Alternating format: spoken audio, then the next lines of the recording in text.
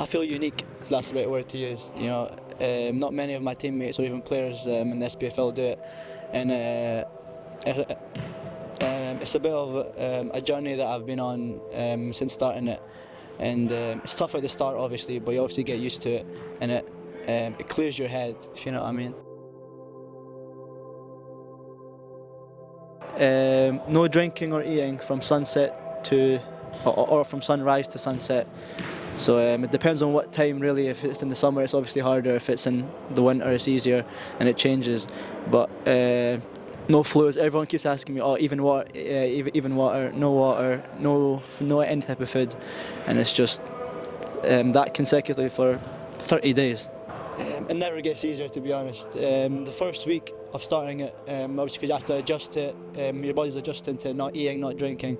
But come the first week, you gradually get used to it, and it just becomes normal, really. And why is it important to you? It's more of a spiritual act than it is food. Fasting's only a small part of the month that we do. It's usually followed up by a lot of worship and a lot of praying. And if you go to your local mosque at night, and you see 200 folk just in the mosque, they're all praying and they're all being connected spiritually with each other. And I feel like that's what makes it beautiful, not just to starve in yourself. It's more of a journey of yourself. And also, to be fair, it makes me feel thankful for what I have. You know, people wake up, oh, they've got breakfast, they've got lunch, they've got this. But when you wake up, you think of all the people that don't have access to what you have, and just makes you feel grateful for what you have. Brilliant. And if we want to think bigger picture, so not specifically here at Edinburgh City or at Hibs, but what do you think clubs and coaching staff could be doing to support players more through this month? The help that I've been getting, to be fair, at Hibs is if the boys' report time is at 9:30 for breakfast, I'll usually have my own report time for 10, just to get that extra half an hour sleep, which obviously I'm lacking the month because I'm up all night. And they take care of my body comps. Like on the way here, actually, I seen Mo Salah and how his team take care of him. They check his body comp every morning, see how much muscle he's losing, make sure that he's getting enough fluid and nutrition when he is eating at night. So I feel like they do actually take really good care of the players that they have. Even like during games, they take like a 10-minute break for the players to break their fasts, which I feel like is really good. And so do you think that would be good to have that here in Scotland in terms of improving that sort of support system for Muslim players? I think it would also increase the players or Muslim players that you'd have in the SPFL when they see how much care the SPFL will give them and how much thought goes into the players' nutrition and their lifestyle.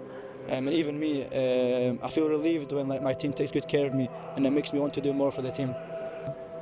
And you mentioned there about at Hibs, they're giving you a little bit of support in terms of a little bit more flexibility for report times and taking your body comps and that sort of stuff. In terms of your support from both clubs, Edinburgh City and Hibs, but also from your teammates, how have you found that in terms of the support? Maybe even just trying to gain a deeper understanding of what you're going through and what you're participating in. I really love it when my teammates ask me questions about Ramadan. You know, I mean, and it feels like they really pay attention to me and care. And I love answering the questions about it as well, just because it's obviously like really deep and embedded in me, and I just love spreading it out there. And my coaches, even like in training or in the pre-game warm up, tell me to take it easy and not do too much to overtire myself for the game. So they are really conscious of me doing it, and they try their best to help me manage my loads during the month. And you're probably in a more unique circumstance than most in terms of that you're a full-time football player at Hibs, but you're playing for a part-time club at Edinburgh City, and obviously you're training probably 3 or 4 times a week now, more than maybe some of your teammates have been. Do you think that makes it slightly more challenging during Ramadan, or do you think that just sort of fuels even more? It is 100%, because full-time football, obviously, you train in the morning. That's the hardest time for me, because I'm not really getting that much sleep. So to wake up in the morning, even after the help that I've been getting, it's quite tough. But the time that I had with my loan team here, training at night, it's easier because obviously I'm training after I've ate, after I broke my fast, so I'm feeling refueled. So it is it's versatile. You know what I mean? And if you had one message for any sort of younger boys or girls coming through aiming to play professional football that are Muslim and that do participate in Ramadan, what would your message to them be? Don't think that football and religion can't come hand in hand. Both can be equal.